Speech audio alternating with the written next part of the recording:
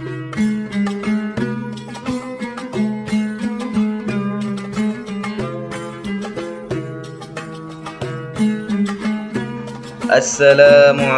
warahmatullahi wabarakatuh. Baiklah teman-teman semua, pada kesempatan kali ini kita akan kembali membahas tentang tafsir Quran surah Al-Muzammil ayat 20. Dan apa sih kaitannya dengan tafsir pendidikan? Terlebih dahulu kita akan membacakan ayatnya. A'udzu billahi minasyaitonir rajim. Bismillahirrahmanirrahim. Inna rabbaka ya'lamu annaka taqumu adna min sulusayil laili wa nisfahu wa sulusahu wa ta'ifatum minal ladzina ma'ak wallahu yuqaddirul laila wan nahar alima an lan tahsuhu fataba alaikum faqra'u ma tayassara minal Qur'an alima an sayakunu minkum marada wa akharuna yadribuna fil ardi yabtaguna min fadlillah wa akharuna yuqatiluna fi sabilillah faqra'u ma tayassara minhu wa aqimus salata wa atus zakata wa a'ridullaha qardan hasana wa ma tuqaddimu li anfusikum min khairin tajiduhu indallahi huwa khairun wa a'zamu ajra wastaghfirullah innallaha ghafurur rahim. Yang artinya, sesungguhnya Tuhanmu mengetahui bahwa engkau Nabi Muhammad berdiri sholat kurang dari 2/3 malam, atau 1/2 malam, atau 1/3-nya, dan demikian pula segolongan dari orang-orang yang bersamamu. Allah menetapkan ukuran malam dan siang. Allah mengetahui bahwa jika dapat menghitungnya secara terperinci waktu-waktu tersebut sehingga menyulitkan dalam melaksanakan sholat malam, maka dia kembali memberi keringanan kepadamu. Oleh karena itu, bacalah ayat Al-Quran yang mudah bagimu. Dia mengetahui bahwa akan ada di antara kamu orang-orang yang sakit dan yang lain berjalan di bumi mencari sebagian karunia Allah, serta yang lain berperan di jalan Allah. Maka bacalah apa yang mudah bagimu darinya Al-Quran. Tegakkanlah sholat, tunaikanlah zakat, dan berikanlah pinjaman kepada Allah, pinjaman yang baik. Kebaikan apa saja yang kamu berbuat untuk dirimu, niscaya kamu memperoleh balasannya di sisi Allah sebagai balasan yang paling baik dan yang paling besar pahalanya. Mohonlah ampunan kepada Allah, sesungguhnya Allah Maha Pengampun lagi Maha Penyayang. Nah, adapun yang selanjutnya adalah asbabun nuzul ayat. Surah Al-Muzammil ayat 20 diturunkan oleh Allah Subhanahu wa taala sebagai manifestasi rahmat dan kasih sayangnya, berfungsi sebagai keringanan ataupun rukhsah terhadap perintah sholat malam, yakni qiyamul lail yang sangat berat dan wajib yang telah ditetapkan di awal surah ayat 2-4. Pada permulaan dakwah Islam, Nabi Muhammad SAW dan para sahabat diwajibkan untuk melaksanakan sholat malam hampir sepanjang waktu, mulai dari separuh malam, kurang dari itu, atau bahkan lebih sedikit. Kewajiban yang berat ini yang berlangsung selama sekitar 1 tahun dilaksanakan dengan ketaatan yang luar biasa oleh kaum muslimin. Namun, Ketaatan yang penuh ini mulai menimbulkan kesulitan fisik yang signifikan. Diriwayatkan bahwa akibat berdiri yang terlalu lama dan terus-menerus setiap malam, kaki Nabi dan sebagian sahabat menjadi bengkak-bengkak, menunjukkan beban yang melebihi batas kesulitan, batas kemampuan manusia pada umumnya. Allah yang maha mengetahui kesulitan hambanya kemudian menurunkan ayat 20 untuk meringankan beban ini.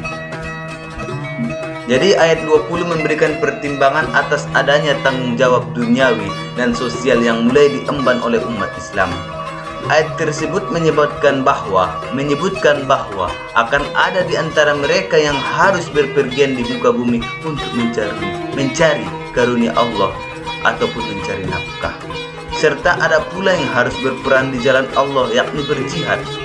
Dan bahkan ada yang dilanda sakit. Aktivitas krusial ini menuntut tenaga dan waktu di siang hari, sehingga tidak memungkinkan mereka untuk terus-menerus menghabiskan malam dalam ibadah yang melelahkan.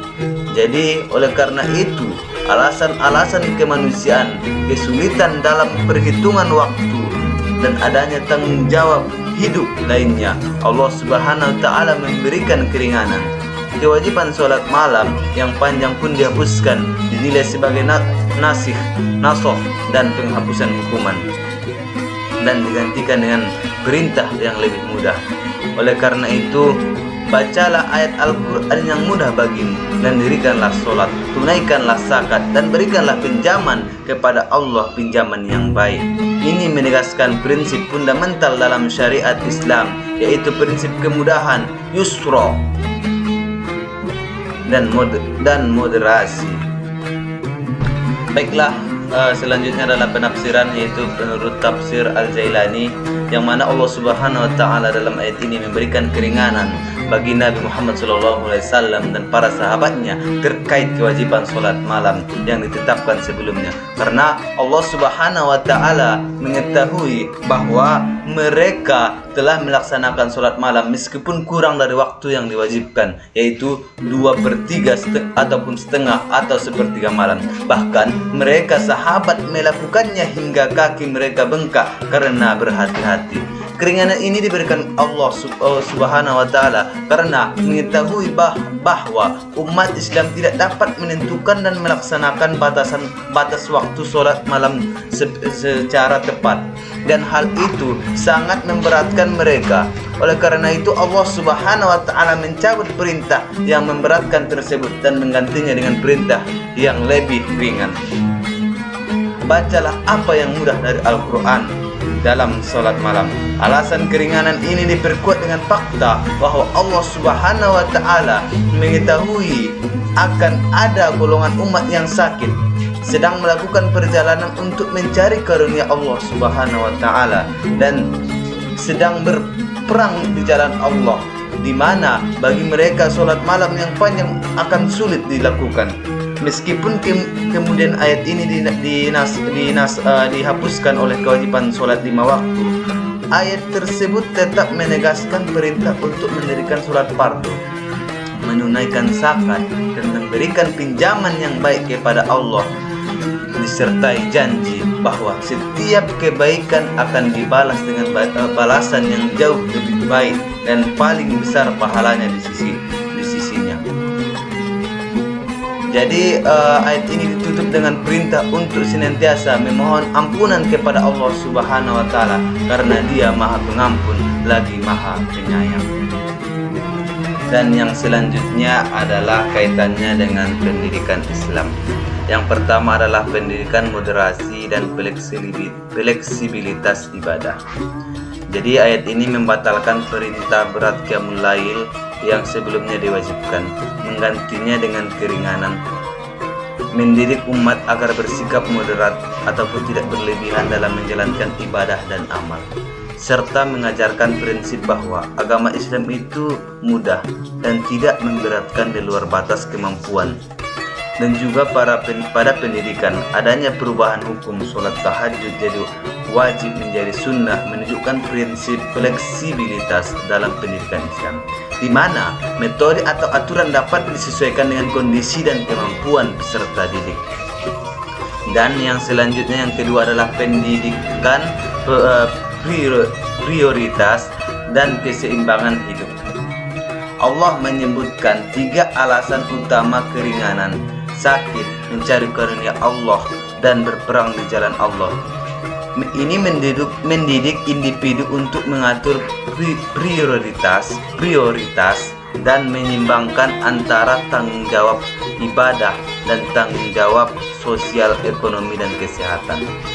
Kerja keras mencari nafkah dan menuntut ilmu diakui sebagai amal yang tinggi nilainya.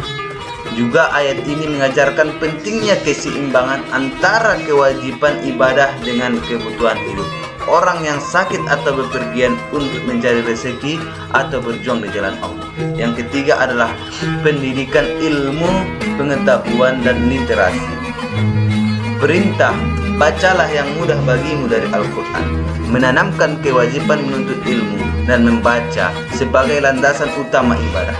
Membaca Al-Quran dan memahaminya menuntut ilmu-ilmu lain, sehingga ilmu pengetahuan diletakkan sebagai alternatif ibadah yang tinggi. Dan yang keempat adalah pendidikan karakter sosial. Perintah, tunaikanlah zakat dan berikanlah pinjaman kepada Allah, pinjaman yang baik. Ini mendidik kepedulian sosial, empati, dan jiwa berbagi. Zakat dan infak melatih individu untuk tidak kikir dan menyucikan harta, sehingga membangun masyarakat yang saling menanggung. Dan yang selanjutnya adalah pendidikan evaluasi diri dan tawaduk. Perintah penutup, mohon ampunlah kepada Allah, sesungguhnya Allah Maha Pengampun lagi Maha Penyayang. Mendidik agar selalu merendah diri ataupun tawaduk di hadapan Allah, mengevaluasi amal yang telah dilakukan dan menyadari bahwa setiap amal pasti memiliki kekurangan, sehingga wajib diiringi dengan istighfar. Dan ini adalah pendidikan tentang kesadaran akan rahmat Allah yang mengatasi segala amal. Mungkin inilah tafsir Quran surah Al-Muzammil ayat 20 dan juga kaitannya dengan pendidikan Islam. Mungkin itu saja yang dapat saya sampaikan pada video kali ini. Kurang dan lebihnya saya mohon maaf. Saya sudahi. Wassalamualaikum warahmatullahi wabarakatuh.